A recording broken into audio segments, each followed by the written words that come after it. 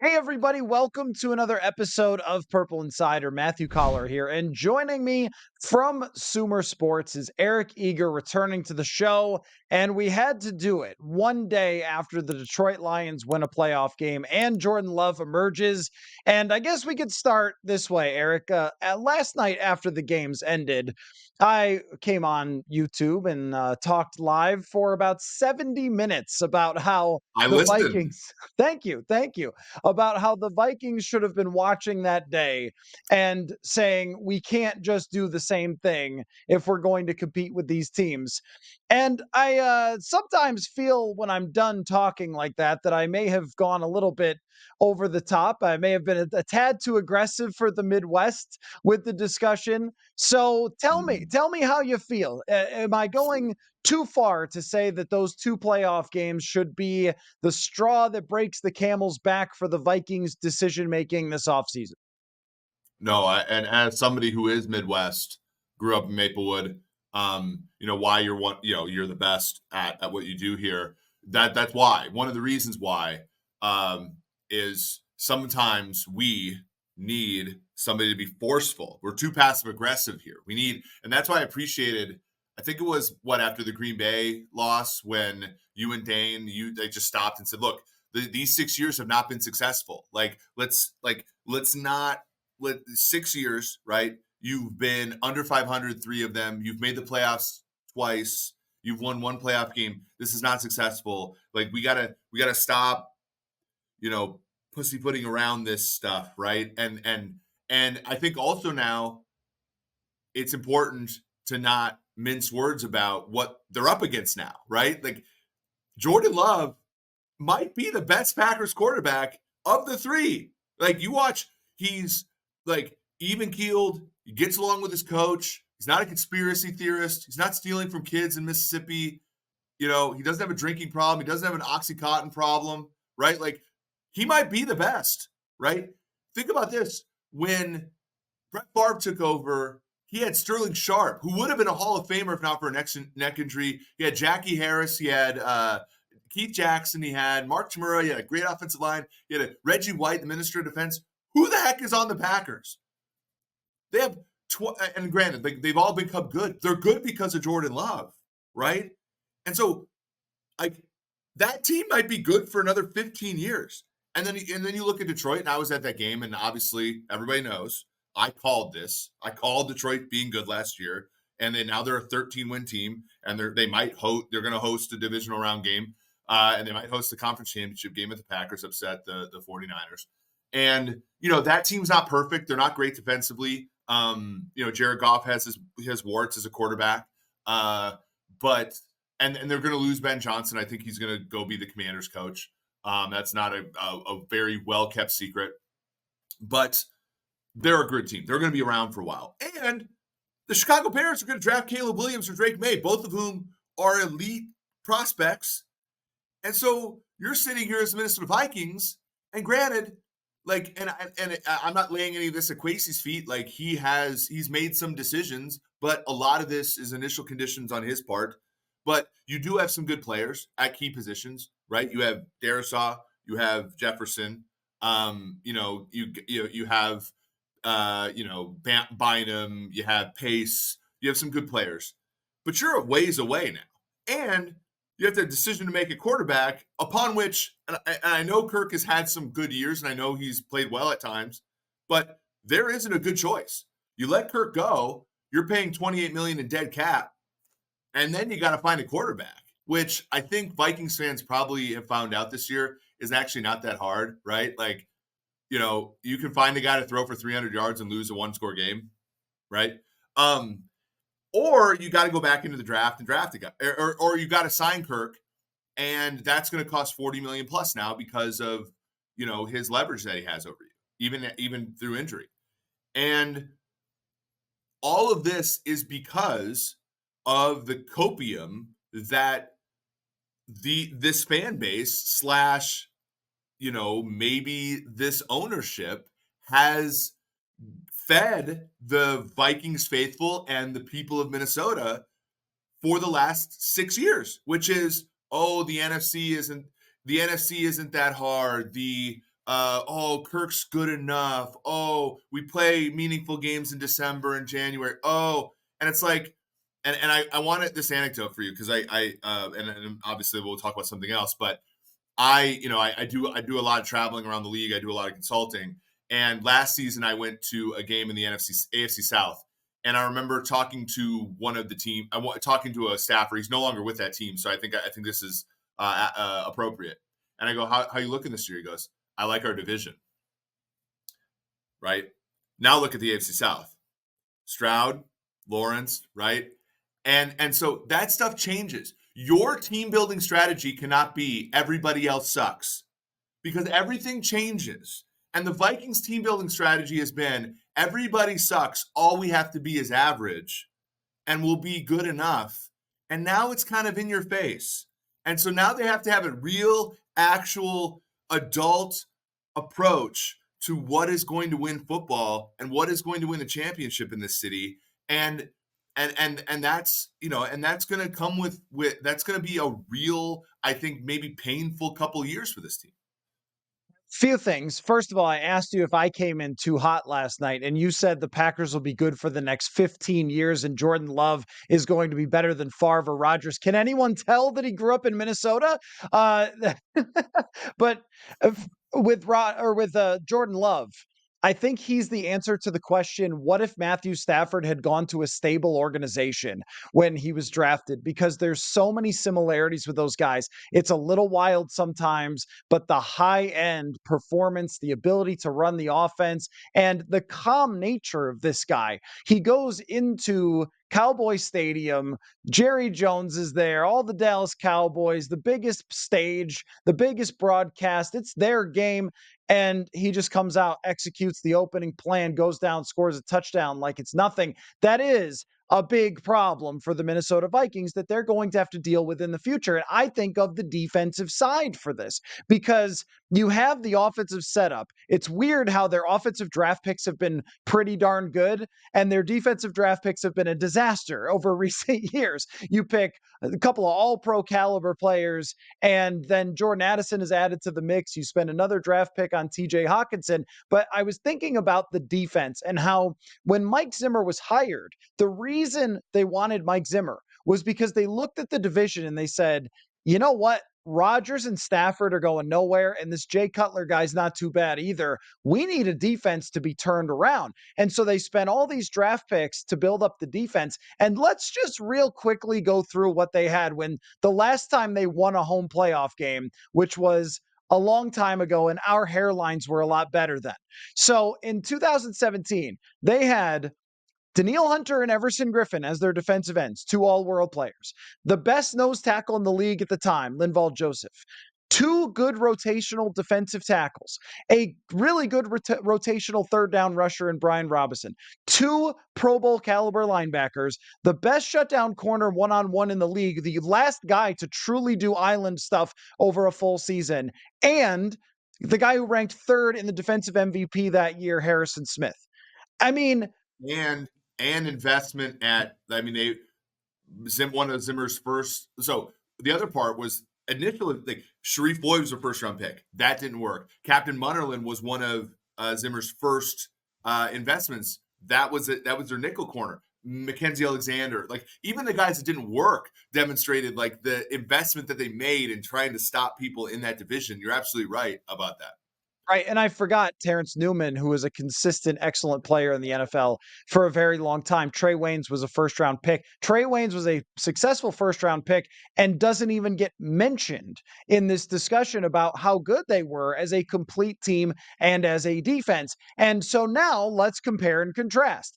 Is there a single player, if Harrison Smith retires and Danielle Hunter doesn't stay, is there a single player on the defense that you could compare to any of those guys? I mean, maybe Ivan Pace, but I don't think he's of the caliber of what Eric Kendricks was, all pro. And Anthony Barr got criticized for his contract, but he's not on the level of an impact player of Anthony Barr with the physical ability. There's no shutdown corner. There's no difference making safety because Lewis Cine has not worked out. There's no pass rush. And I just saw one of those great Seth Walder charts where he shows pass rush win rate. And Poor Harrison Phillips was at the very bottom because he was asked to play nose tackle when he's a run stuffing 3-tech.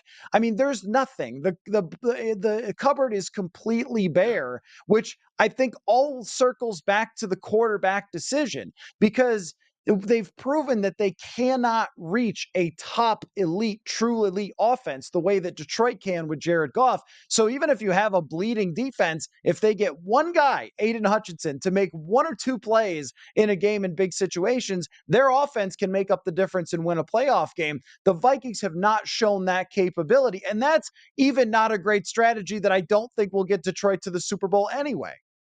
Well, and that's, I mean, you got there, right? Like you got to the whole thing, which is to say we're not bagging on Kwesi here, right? The quarterback decision is a long-standing organizational decision that has been made across regimes by ownership of this team, and he's had to deal with this.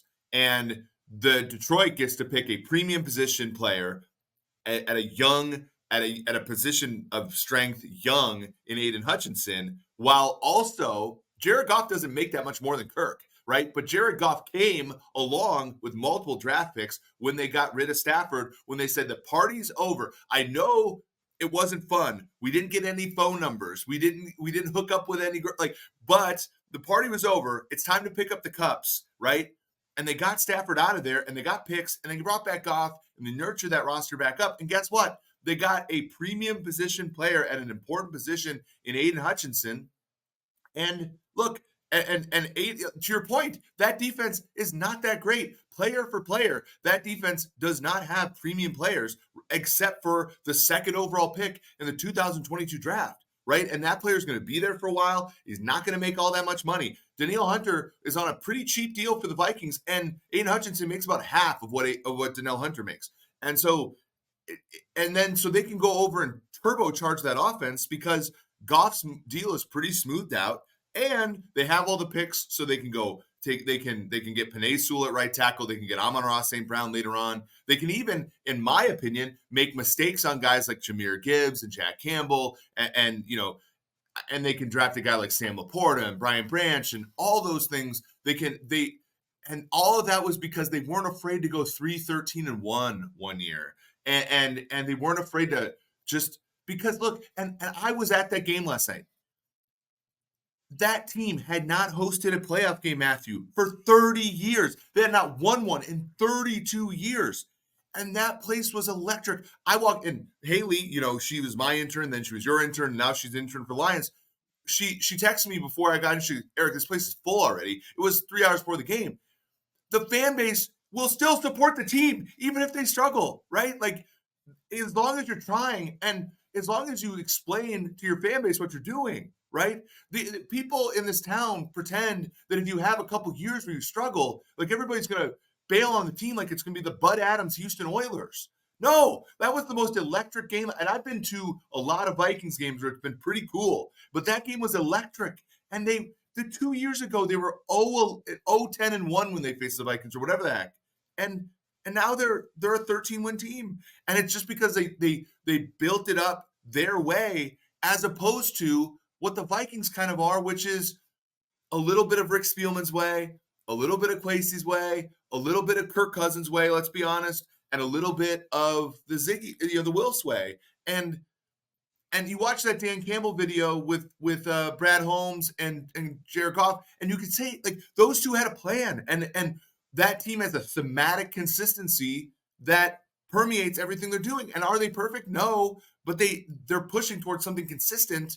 And now I look at this team and they're not bad. Like I don't think they're bad, but they've been passed up. And I think they've been passed up because there are issues with, there are inefficiencies that are born from the fact that I don't necessarily know if they had a tried and true plan of how to be competitive other than this conference is easy, which is not going to be easy anymore.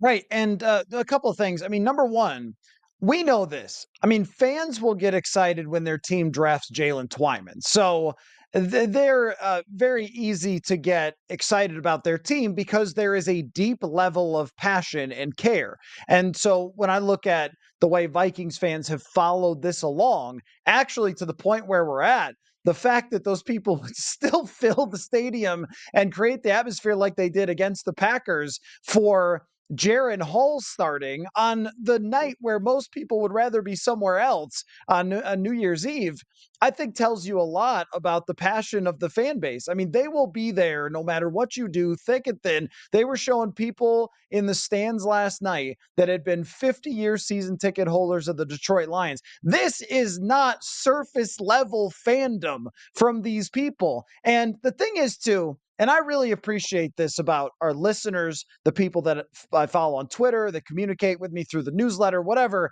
is I think that we've come a long way toward fans understanding timelines and understanding plans. And what we've seen is three teams in the division who laid out a plan. And if you were the Vikings, you were probably hoping two out of the three went wrong. Like maybe Jordan Love is bad.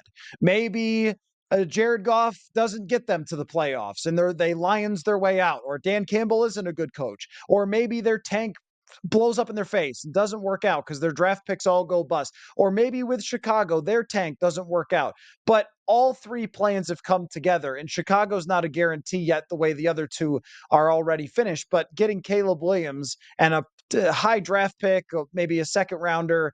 I've seen some kind of hyperbole around Justin Fields' trade value, but I'd guess it's a second rounder based on recent history. Early two, I would say. Right. So, I mean, you're talking about adding even more. And the thing is, the Lions have as much cap space as the Vikings for next year and twice as many top 100 draft picks. It's just they even have more assets to work with than you. So, the way that I look at it, though, is, Eric, I think that the plus side of this is when the Vikings new brass took over in 2022, I think they mostly understood this. They didn't know how bad it was going to be in the division or how difficult, but I think they mostly understood where they were coming into with the salary cap, with the quarterback situation, and where they were going to have to go in the future. And that's why the word competitive rebuild got thrown around.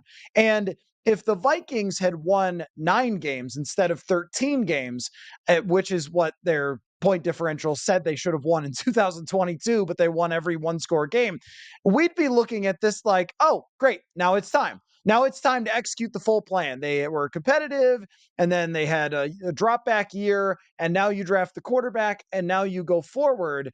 The only thing that has muddied this up is that Kirk Cousins played really well under Kevin O'Connell, and he did a Netflix documentary, and he took his shirt off, and he did the Skol chant. And look, he has ingratiated himself to the fan base in ways that I didn't think were possible, that maybe were held back, some by himself, some by not winning, some by his head coach, all those things. But winning that 13 games really did bring the fan base closer to him. But I also think from his perspective, he should be looking at this and saying, the plan was always to get rid of me. Why do you guys want me now if they do?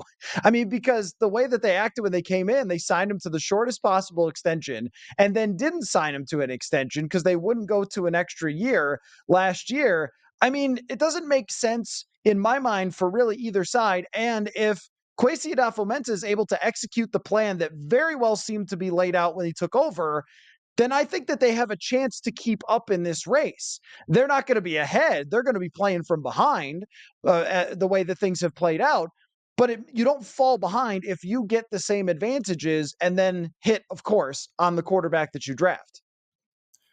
100%, and I agree. I think that's and frankly, I think Cousins, and I've been a big Cousins detractor. Not like there's a couple things. Obviously the contract. I think the first 2 contracts were not great decisions. I thought the Kwesi contract was fine. I understood it, but I also think in hindsight, and you watch even like the whole Dan Campbell saying Jared Goff is good enough for Detroit to his face, and then you also watch the Netflix documentary and how Kevin O'Connell treated Kirk Cousins. It makes you look back at how Mike Zimmer treated Kirk Cousins, and it makes you, if you wanted the Vikings to have success, it makes you look back on the Mike Zimmer Kirk Cousins era with regret, because if Mike Zimmer would have treated Kirk in that way, maybe they would have had success, right? Because I think that was a big part of it. But you can't outdo that anymore, right? And so now that Kirk is like likable now. Like I do think, and I think he's tough, and like I think he's done a lot of great things, and I actually find myself rooting for him a little bit now, and like all that stuff. But the party's over. Like it's just it doesn't take away from the fact that it's over now. Like it's just you're not going to go into it. Like if the Cowboys can't beat the Packers with Dak Prescott and Micah Parsons and CeeDee Lamb and Tyron Smith and all the at home, if they can't stick within 2 scores, you have no shot with Kirk Cousins against that team, let alone Detroit and maybe Caleb Williams and Drake May in Chicago. So it's just not a thing there. I think that the question that maybe like people have to think about in Minnesota is, okay, so assume that because Hawkinson, Jefferson now is coming up for a deal. You want obviously with Darrisaw, you're not picking necessarily all. Like I went to that game in Atlanta because I live in Atlanta now. You lose that game, the Josh Dobbs game. You're picking what, 6th now? Maybe you're in range now. Like, what does that rebuild look like? What if you start now and you say, okay, we're going to resolve to rebuild? What does that look like now? Because you don't have that many picks. You don't, and you don't have a good enough roster to like shove it all in and go get up to 3, let's say, and go Jaden Daniels, Michael Penix Jr. I mean, both like, and the hit rate on like, pick 12 and beyond quarterback is just not that great. The hit rate on quarterbacks from there on out is the Jordan Love, Jalen Hurts thing, which is like you already have a quarterback and this guy has no pressure on him. The other guys are like Jimmy Clausen and Derek Carr, like, okay, maybe, but like it's tough now because the time to draft the guy to take over and be their young quarterback was last year or the year before. And so again, I don't want to like look back and say, they should have done this or they should have done that because I want to be prescriptive now. But they really are in a tough spot now because they did look at 2022 and see some of the signals of competitiveness and make moves that, Hawkinson, that was a good move, right? But it still, in some ways, gets them further away now, right? Because now, they're like, when are they going to get? When is the first time they're going to be in range to get an elite level quarterback prospect? Well, I mean, this is it. The way I look at it, because if you look at this draft class, there's never any guarantees for the next draft class. It could always be the 2022 class where you're talking about Sam Howell being the best out of that entire group, or Kenny Pickett, pick whichever. They're both going to be career backups. And the Vikings correctly identified that. But last year they decided to pass up on Will Levis. I would defend that in some ways. The way I looked at it was, if you draft Will Levis, then you have a chance to also draft somebody else if it doesn't work out. If you don't draft Will Levis, then you probably get one quarterback that you get to draft, just based on how long GMs and coaches get to stay in the league doing these jobs, how quickly ownerships pull the trigger on firing people. If you had drafted Will Levis and it didn't work out, you probably get one more shot at it. But now, since they stuck with Kirk Cousins and did not decide to do that and develop him for a year and so forth, they would have an answer if they had done that. They also wouldn't have Jordan Addison. So I'm not saying that they should have done it. It's just that was part of the formula when it was debated is, well, you take this guy, he can be just a swing for you and not the only all-saving being that they're going to need the quarterback to be. But the question is, if you are drafting a quarterback this year, how far can you get with him? How quickly, how fast can you rebuild all this stuff around him? And I guess I would say a lot faster than if it's with someone more expensive. And if it hits, it doesn't have to take forever. And so that's when I get the question every single time I talk or get it open my email: should we trade Justin Jefferson for 3 first-round draft picks? And my answer is always unequivocally, absolutely, hell no. 0% chance that I would ever say yes to that, because this is the same town that let Kevin Garnett and Randy Moss walk out the door. So absolutely not letting Justin Jefferson go somewhere else and win a Super Bowl. But his presence makes it possible to be back quickly. And I don't think that we knew that Nico Collins was as good as he was going to be, but the fact that CJ Stroud can just heave the football as far as he wants and have some dude go track it down is a pretty nice little asset. And so I think that if you hit on this person, that it can come together faster than you think. And we've seen that in numerous examples. But my question for you is, how do you do it? Because you were just talking about the draft order and so forth. You only have, I believe it's 11 and 42 in the top 100. I don't think as of right now they have a third. I haven't checked the draft order recently, but I think that's right. So they're not stocked with draft capital to move up. So they'd have to reach into their future capital, first, second, whatever it's going to take. The teams at the top want to draft quarterbacks more likely than not. But do you risk trying to get to the second wave? Do you do a Trey Lance trade and give up everything? Like, how do you approach getting this quarterback? Yeah, I think you almost have to do it in waves, right? I think you have to do what Buffalo did, right? I think that this is a Tyrod Taylor situation, almost, right? Where or Alex Smith, right? The Chiefs, when they were 2-14, they had the first pick, and that was the Geno Smith and who was the EJ Manuel year, and they ended up being like Eric Fisher, and then they kept waiting, right? And the funny part about the Patrick Mahomes thing is they tried to trade up for Johnny Manziel, failed. They tried to trade up for Paxton Lynch, failed. They tried to trade up for Patrick, and they won. It ended up working. So be careful what you wish for. I think that given where they are, in my opinion, like you're going to probably get Williams or May, one or two, and I don't think it's a lock that Williams will go first. I think he's under 6 feet. From what I'm hearing from sources, it's not necessarily there's some character concerns, and again, I'm not making a value judgment. That's what I'm hearing. I'm not saying I think that those are true.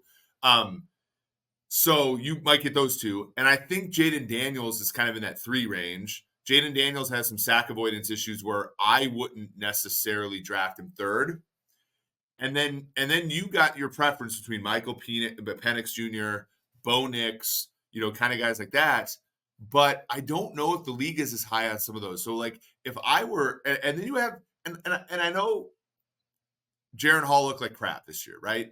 But you also have Jaren Hall, and you also have Kevin O'Connell, who has cut his teeth in the NFL developing quarterbacks. So like, don't give up on Jaren Hall, right? Carolina, don't give up on Bryce Young, right? Like 2 years ago, Mac Jones was the best quarterback in that class. People forget, So Jaren Hall is one of your guys. Then stock up. Like my thing is lose this year, like tank this year. That's my prescription. Like we all talk about, oh, this next draft class is going to be the best, and like we don't know, like we just don't know, right? Last year we thought Caleb Williams was the next Patrick Mahomes, and now we're not quite as sure because when he played Washington and when he played Notre Dame, Kwesi went to that Notre Dame game, didn't look all that great, right? So my thing is like lean into the uncertainty, make Washington take Drake May, make Chicago take Caleb Williams, make them be more certain than you, right? You have 11 and 44, right? Make 11 and make those two picks 17, 32, 52, and 6. You know what I'm saying? Make those that, right? And then take Bo Nix, who has a really good sack rate, right? And then have Bo Nix, have Jaren Hall, have a veteran there. There's a lot of good veterans that are kind of in that like free agency this year, and go into the year with Nick Mullins. Like Nick Mullins is a fun quarterback, an entertaining quarterback. And if this is an entertainment product, you're not going to win with Kirk Cousins this year. You're not going to win with Nick Mullins this year, right? The only way you're going to win is with a young quarterback, and you're not going to be able to access a young quarterback this year. That's going to be like an elite blue chip guy. So that would be my prescription, would be I would punt on trying to get one of the truly elite guys this year and build up the war chest for the next few years. So when you look at the top of the draft, it's very hard to see them being able to put up enough unless they're throwing Yep. Justin Jefferson in the deal because the teams at the top are so desperate for quarterbacks. Personally, I think that some teams might be a little more afraid of Jaden Daniels, and that might be the guy who's an opportunity at like number 5.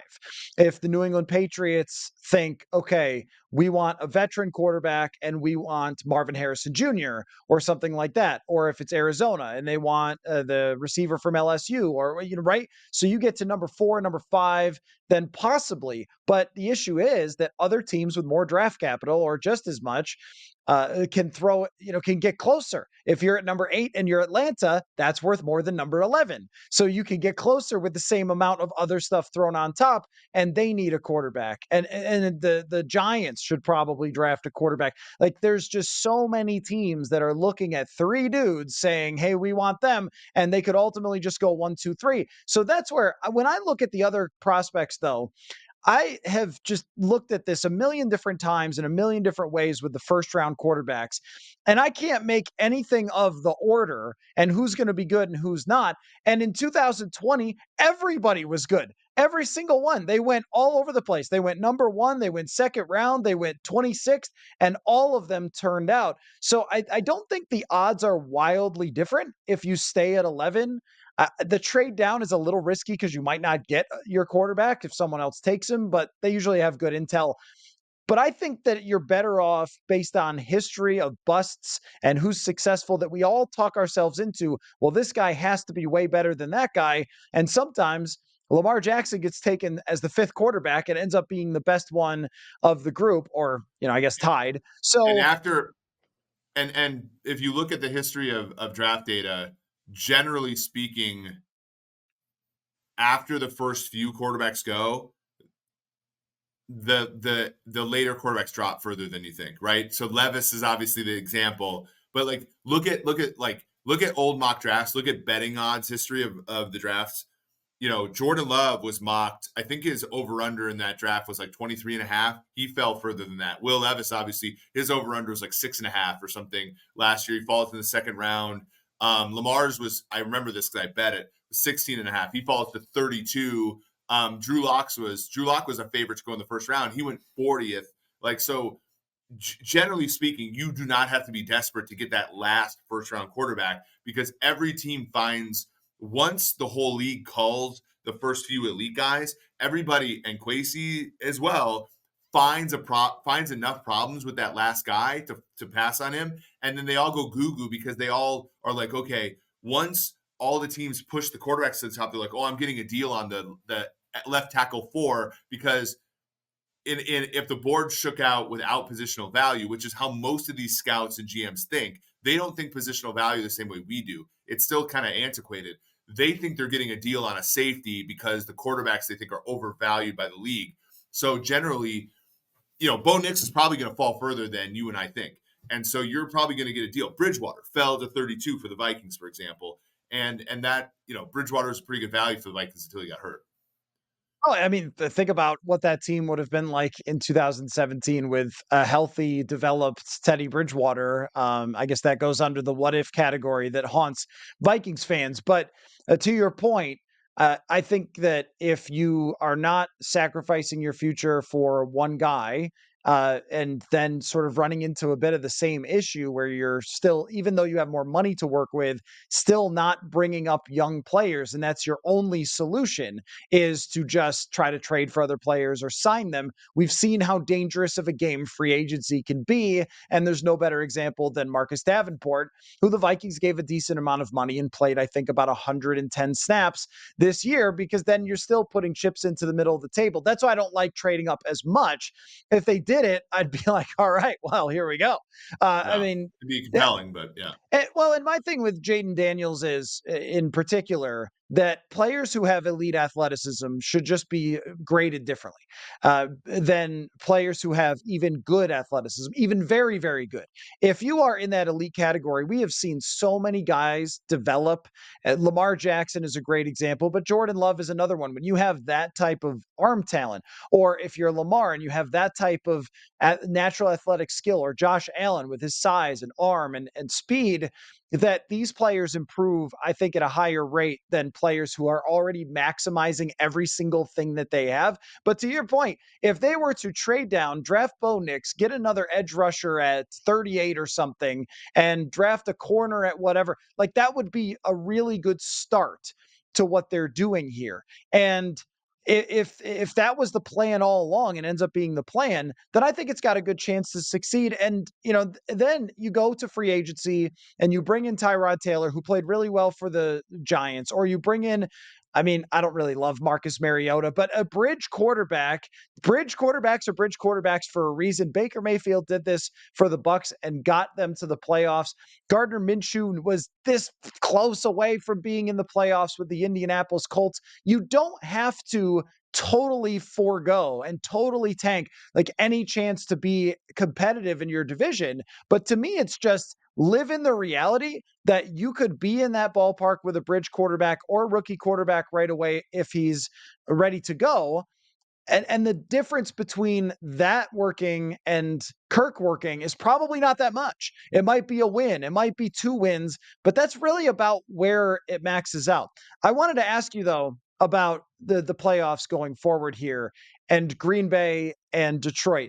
Like, what are we gonna end up with here? Are we gonna end up with like the nightmare NFC North scenario? Like, how are you evaluating this now? Because I think that San Francisco is probably still licking their chops. Yeah, San Francisco is a 10-point favorite. And actually, as we're talking right now, Buffalo's 2 touchdown lead on Pittsburgh. They're a 10-point favorite over Pittsburgh. So to give you an idea of like kind of what the markets are expecting out of Green Bay, but who knows? We've seen worse. I remember as a kid, Green Bay going to San Francisco, a team that was fresh off of a Super Bowl win, and Adam Walker catches a Steve Young pass in the flat, and Craig Newsom picks it up, and the Packers dynasty started with Favre. So yeah, I mean, I think it would be fun personally if you went Green Bay to Detroit in the NFC title game. I also like the Niners. I like some people on the Niners. I think that there's some good people there. In fact, Matt Polensky, their director of analytics, is a Minnesota kid. Went to University of Minnesota Duluth, so I'd love to see him get an opportunity to win a Super Bowl. But yeah, I think San Francisco is still easily the best team in the NFC. Detroit's going to be favored against either Philadelphia or Tampa Bay, whoever goes there next weekend. I think they probably want to face Tampa because AJ Brown's probably going to come back if Philadelphia were to survive as road favorites tonight. But yeah, it's going to be nuts. I think that's the NFC is going to be a fun one. Whoever can knock off San Francisco. Remember, San Francisco is a team looks unbeatable at times, but with injuries, which can always happen, they lost 3 games in the middle of the season to a Vikings team that, as was an okay team, not a great team, as we know.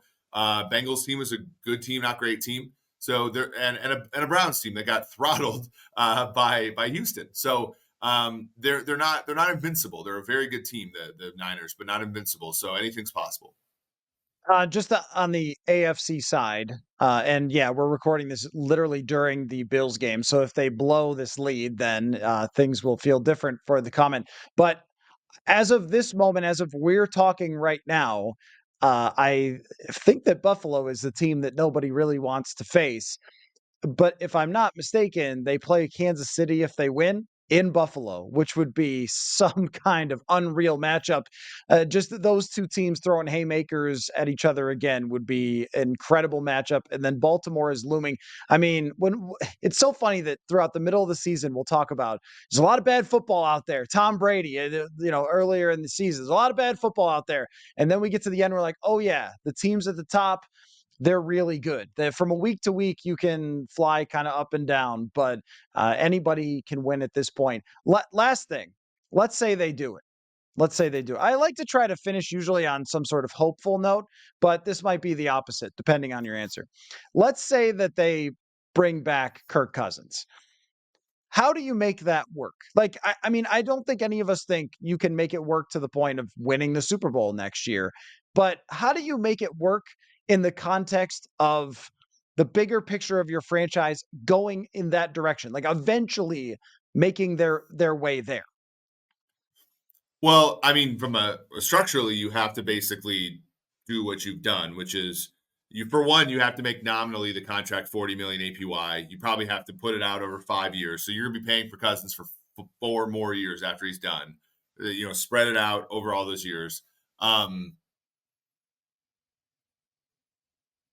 You, you're going to have to, like, I think if you commit to Cousins this year, you're going to have to turn into the Eagles and Browns. And what I mean about that is you're going to have to become a team. And the Wills have shown a commitment to this. And I think if the Wills are committed to this, perfect. There's not unsustainable, but you have to commit to being a team that pays about 20% over the cap in cash every year and living with dead money every year. So that is the downside is what you're seeing with the Eagles, where if you have a few unlucky things, guys get hurt, guys get old, guys get, James Bradbury goes from being good to being bad.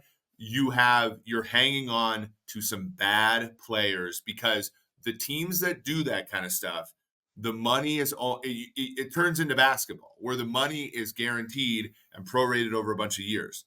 The pay-as-you-go teams can cut bait on players so much more quickly. The Kansas Cities, those teams can, and so look at Kansas City has the youngest defense in football. They have the second best defense in football, and so that's where I get worried. But if they do that, they will have to do that. They will have to be the Browns. They will have to be, and to me, I can see it with Cleveland. Cleveland's got a great roster. They got a quarterback who has his issues, but at the time, an elite player. Philadelphia, Super Bowl caliber team. I get it. This team is not worth doing that for, but I think if they want to bring Kirk back, that's the kind of team that they have to be. They have to be a buy now, pay later team. Right. Which you should be if Tom Brady or Drew Brees is your quarterback and you think Yeah. you can, or Patrick Mahomes and you think you can win right away. The best I could do there is if they were using Kirk Cousins as their bridge quarterback and did not care at all about his feelings, which is not Midwestern of them. But if they decided that they were just going to draft Bo Nix anyway, so Kirk remains as the quarterback, they draft Bo Nix, and then they plan to either move on after a year or 2 years. But if I'm Kirk Cousins, I'm throwing in a no trade clause into my request because I'm not going to let you do that and then trade me away after a year. So that would be uncomfortable, but probably if there was a best possible outcome with him coming back, it would be to do what Philly did with Carson Wentz, draft a quarterback behind him in Jalen Hurts, or obviously what Jordan Love has done with the Green Bay Packers. Well, and isn't that kind of the antithesis of how Kirk described the conditions under which he'd return, which is the money doesn't even matter to Kirk. It's like what the money represents, which is like I don't think even Kirk cares about a 1 year, $40 million deal. It's more like 1 year, $40 million represents a bridge QB versus that's our quarterback. And so like, I think the contract structure, and his agent is a genius, probably a first ballot Hall of Fame agent. His agent's not going to look at Kwesi's very bright, but he's not going to be able to like outsmart this guy. So he's not going to be able to put a contract by this guy's desk and be like, he's going to be able to see it and be like, this is either you're the long-term starter here or you're a bridge. And if it's you're a bridge, I think he's turning it down, right? So, and so Vikings fans, ask yourself, is he your long-term starting quarterback? Is 36-year-old Kirk Cousins your long-term starter? No, right? So, and if he's and Kirk Cousins, do you want to be a bridge quarterback? You probably deserve better in this league, right? Go to Atlanta and play with 3 top 10 picks. You deserve better. And the Vikings have paid you well. Like, it's not that the Vikings failed Kirk. It's just it's time. Like it's like the Belichick Patriots. Bill didn't fail the Patriots, and the Patriots didn't fail Bill. It's just time to move on. Sometimes these divorces are amicable. And I think that's how it should be. And if I'm on Kirk Cousins' side and I was his agent, which I would just be much better at my job if I was him, then I would be saying to Kirk, like you have 2 years probably left in your football life. Do you want to play with the 23rd ranked defense? Because as of right now, or do you want to do this again? Which is where, you get let down by the roster and the division beats you up and Montez Sweat's not going away. So Or do you want to play the Falcons, Bucks, and Panthers? Who's the Bucks QB of the future?